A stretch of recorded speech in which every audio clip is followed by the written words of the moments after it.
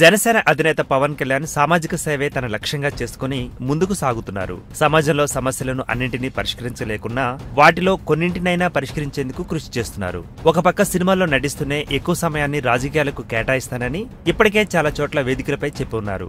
ఇక అభిమానుల సంఖ్య రోజురోజుకు పెరిగిపోతోంది. అటు తెలంగాణ ఇటు ఆంధ్రప్రదేశ్ లోనూ ఇరు రాష్ట్రాల్లో అధిక భాగం ఆయన ఫ్యాన్సే ఉన్నారంటే ఇక పరిస్థితి వేరే చెప్పనవసరం లేదు. ఇక ఈ మధ్య రాజకీయ రంగంలోకి అడుగుపెట్టిన దగ్గర నుండి పవన్ కళ్యాణ్ ముఖ్యమంత్రిగా చూసుకోవాలనే కోరిక ప్రజల్లో రోజురోజుకు పెరిగిపోతోంది. సభల్లో సమావేశాల్లో దాదాపు అందరూ కాబోయే సీఎం అని అరిచినా వారిని ఏమనకుండా అభిమానంగా వారి వైపే చూస్తూ చిరునవ్వులు చిందిస్తూ ఉన్నారు పవన్. ఇటీవల ఉద్దానం కిడ్నీ బాధితులను హార్వర్డ్ వైద్య నిపుణులు కలిసిన నేపథ్యంలో అక్కడికి వెళ్లి సభల్లో ప్రసంగించారు. ఈ సందర్భంగా పవన్ ను ఉద్దేశించి జనాలు సీఎం అని అరిచారు. వారందరినీ సముదాయించే రీతిలో ప్లీజ్ ఆపండమ్మా అంటూ అనునయించారు.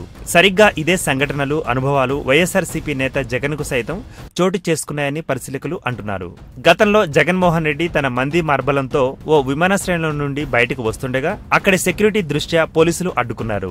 నిజానికి వారిపై ఎటువంటి కోపం లేకున్నా అసహనంతో రెచ్చిపోయారు జగన్. నువ్వు ఎవరితో మాట్లాడుతున్నావో తెలుసా? కాబోయే సీఎం. నేను సీఎం అయ్యాక నిన్ను మీ అందరినీ మీ సంగతి చూసుకుంటాను అంటూ వార్నింగ్ ఇచ్చారు. అటు తర్వాత మరో సంఘటనలో ఓ కలెక్టర్తో సైతం అసహనాన్ని భరించలేక దాదాపు ఇదే డైలాగులు చెప్పేశారు. పవన్ కళ్యాణ్ ను ప్రజలు కాబోయే ముఖ్యమంత్రి అని చాలాసార్లు అంటున్నా కూడా ఏమాత్రం చలించకుండా సేవ చేయాలంటే పదవులు అవసరం లేదని నొక్కి వక్కాణిస్తూ చెప్పుకొచ్చారు. పవనుండే పదవులపై తనకు అంతగా వ్యామోహం లేదని చెప్పకనే చెప్పారు.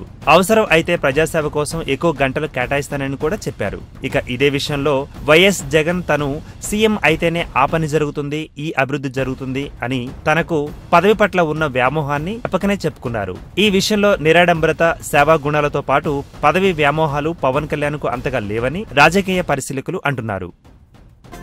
ఈ వీడియో గనుక మీకు నచ్చినట్టయితే లైక్ చేయండి, షేర్ చేయండి, సబ్స్క్రైబ్ చేసుకోండి.